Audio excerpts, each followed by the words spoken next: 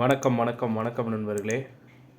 NEET தேர்வை திமுக தொடர்ந்து எதிர்த்து வரும் நிலையில் கடந்த அக்டோபர் 21ஆம் தேதி திமுக சார்பில் நடைபெற்ற கட்சி நிகழ்ச்சியில் நீட் தேர்வை ரத்து செய்ய வலியுறுத்தி நீட் விலக்கு நம் இலக்கு என்னும் தலைப்பில் கையெழுத்து இயக்கத்தை திமுக தொடங்கியது. 50 நாட்களில் 50 லட்சம் பேரிடம் நீட் தேர்வுக்கு எதிராக கையெழுத்து பெறும் வகையில் தொடங்கப்பட்டுள்ள இந்த இயக்கத்தை தமிழக முதலமைச்சர் மு.க.ஸ்டாலின் தொடங்கி வைத்தார். இதற்கு ஒரு தரப்பினர் வரவேற்கும் மற்றும் மற்றொரு தரப்பினர் விமர்சனமும் செய்து வந்துட்டுருக்கிறாங்க.